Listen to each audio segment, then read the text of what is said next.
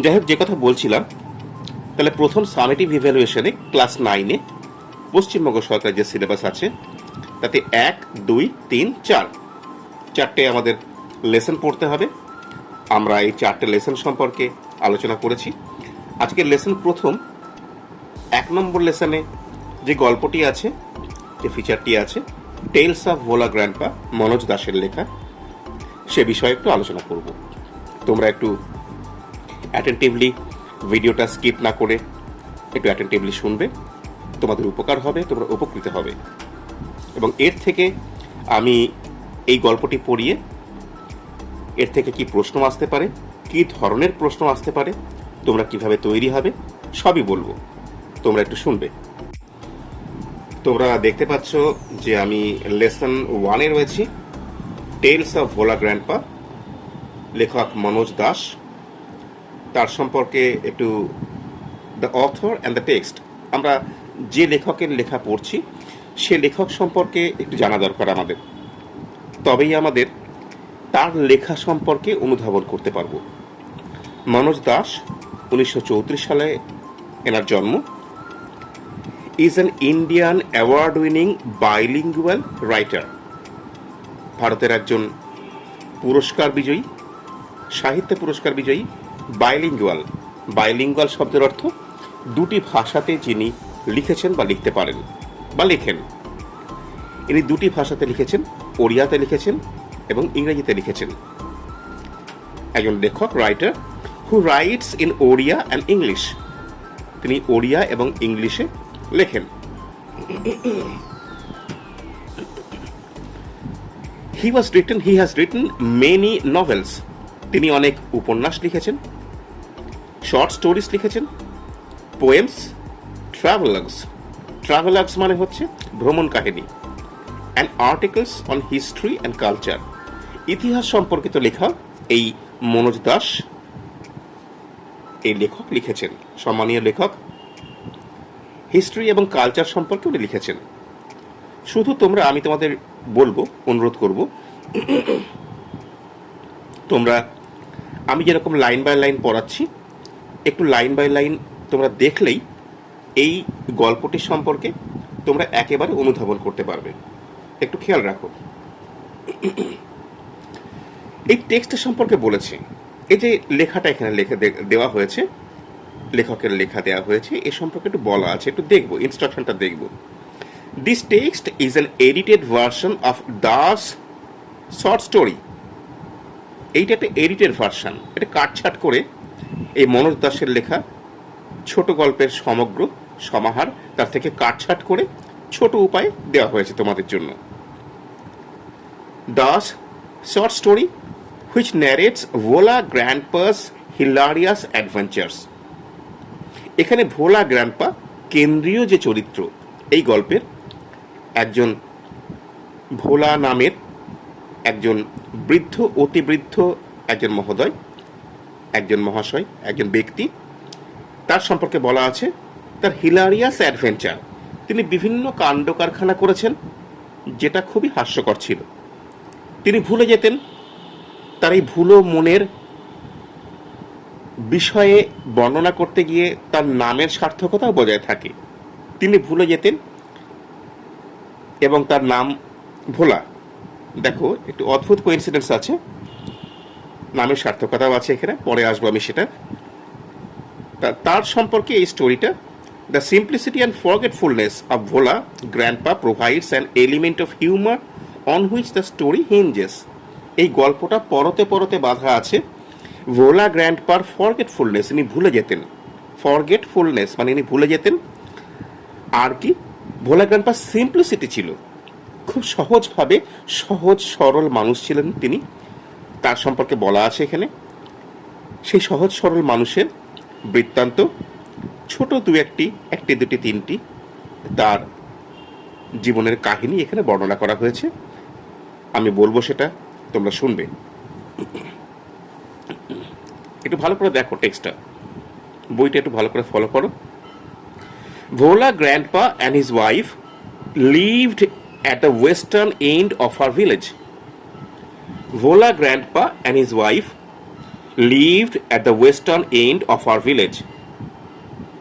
এই যিনি ন্যারেট করছেন, যে গল্পটা যিনি বর্ণনা করছেন, বর্ণনাকারী, তিনি ওই গ্রামের ছোট থেকে বড় হয়েছেন। তিনি বড় হয়ে এই কাহিনীটা ন্যারেট করছেন বা কাহিনী আমাদের সম্মুখে পেশ করছেন। তিনি তখন ছোটই ছিলেন, আস্তে আস্তে আস্তে আস্তে ওই গ্রামে বড় হয়েছেন, যে গ্রামে ভোলা গ্র্যান্ডপা, ভোলা দাদু সেখানে বসবাস করতেন। Bhola grandpa and his wife lived at the western end of our village, আমাদের গ্রামের একদম পশ্চিম প্রান্তে বাস করতেন। A large bakul tree, bakul tree এক ধরনের গাছ, ঝাঁকড়া এক ধরনের গাছ। আমি এখানে পড়ানোর জন্য সংক্ষেপে তোমাদের বোঝার জন্য বকুল গাছ আমি কল্পনা করে নিচ্ছি, তোমরাও তাই নাও। এ লার্জ বোকাল ট্রি ওভারশ্যাডোড, ওভারশ্যাডোড, ওভারশ্যাডোড শব্দের অর্থ হচ্ছে ছায়া ঘিরে থাকতো তাদের কুড়ে ঘর, কুটিরটাকে। এত বড় গাছ। Large bakul tree overshadowed their hut. In the bokal tree lived a small troop of monkeys. ওই বোকাল ট্রিতে, ওই যে গাছটা, তাদের কুটিরের ওপরে যে গাছটা থাকতো, অনেকগুলো তাতে বাঁদর বাস করত, মাঙ্কিস বাস করত। Bhola grandpa and his wife did not mind it, তারা তাদের সঙ্গে, সেই বাঁদরগুলোর সঙ্গে সহাবস্থান করত, বাঁদরগুলো গাছে থাকতো, তারা তার কুটিরে বাস করতেন। এ নিয়ে ভোলা দাদু এবং তার যে স্ত্রী ছিলেন তাদের সঙ্গে কোনো রকম অসুবিধা বাঁদরদের সঙ্গে হতো না, তারা তাতে মাইন্ড করতেন না, তাতে খারাপ ভাবতেন না। পশুগুলো একরকম, প্রাণীগুলো একরকম ছিল, তারা একরকম বাস করতেন, একই সঙ্গে বসবাস করতেন, সহাবস্থান করতেন। ওয়ান মুনলিট নাইট, একটা পূর্ণিমার রাত্রে, লেখক বলছেন, we were returning from a festival, গ্রামের কোনো একটা জায়গায় উৎসব থেকে তারা ফিরছেন, দল বেঁধেই ফিরছেন। দ্য রোড ওয়াজ লং, অনেকটা পথ হেঁটে আসতে হতো সেই সময়, অনেকটা পথ হেঁটে আসতে হতো, তারা ফিরছেন। The road was long and foggy, road was long and foggy, কুয়াশাচ্ছন্ন রাস্তায় তারা রাতের দিকে ফিরছেন, পূর্ণিমার চাঁদ আছে। I was riding on the village chowkidar's shoulder, লেখক তখন অনেক ছোট, একদমই ছোট। তিনি বলছেন যে তিনি কোথায় কিভাবে আসছেন, ওই ফেস্টিভ্যালটা থেকে কিভাবে ফিরে আসছেন সকলের সাথে, তিনি কি হেঁটে আসছেন? না, তিনি ভিলেজের, গ্রামের যে চৌকিদার তার কাঁধে চেপে আসছেন অন্যান্য অনেকের সাথে। সাডেনলি ভোলা গ্র্যান্ডপা লেট আউট এ লাউড ওয়েল, একটা চিৎকার করে উঠলেন, একটা হতাশামূলক চিৎকার। ওয়েল, WAIL, হঠাৎ চিৎকার করে উঠলেন। Everyone in our party was surprised, প্রত্যেকে অবাক হয়ে গেল, হতচকিত হয়ে গেল। উই হল্টেড, আমরা সবাই দাঁড়িয়ে পড়লাম। এনকোয়ারি রিভিলড, একটু অনুসন্ধান করে জানা গেল, that Bhola grandpa had taken his grandson to the festival, তার ছোট্ট নাতিকে ওই উৎসবে নিয়ে এসেছিলেন, সেই উৎসব থেকে ফিরছেন, আমরাও ফিরছি। উই হল্টেড, আমরা দাঁড়িয়ে পড়েছিলাম। Bhola grandpa had taken his grandson to the festival, তার নাতিকেও নিয়ে এসেছিলেন।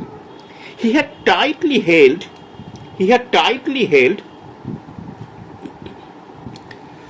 On to the two fingers of the boy, তার যে নাতির দুটো আঙুল খুব শক্ত করে ধরে রেখেছিলেন, খুব শক্ত করে ধরে রেখেছিলেন। হি ডিড নট রিয়ালাইজ, তিনি অনুধাবনই করতে পারেননি, ভাবতেই পারেননি।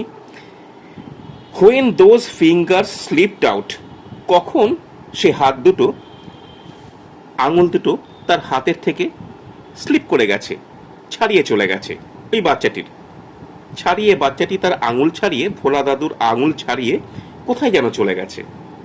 ভোলা grandpa was continuing as before, উনি জানেনই না, উনি হেঁটেই চলে আসছেন দলের সাথে। Then someone asked Bhola grandpa, ঠিক তখন কেউ একজন জিজ্ঞাসা করেছিল ভোলা গ্র্যান্ডপাকে, ভোলা দাদুকে জিজ্ঞাসা করেছিল। কে জিজ্ঞাসা করেছিল?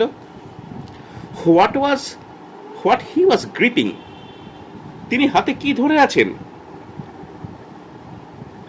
হাতটা মুঠোই করা রয়েছে ভোলা গ্র্যান্ডপার, উনি ভুলে গেছেন যে আঙুল ছাড়িয়ে চলে গেছে। হি remembered his grandson and let out A loud well, একটা চিৎকার করে উঠলেন, একটা হতাশামূলক চিৎকার করে উঠলেন যে না, আমার এই হাতে তো আমার নাতিটাকে ধরা ছিল, সে কি, সে কোথায়?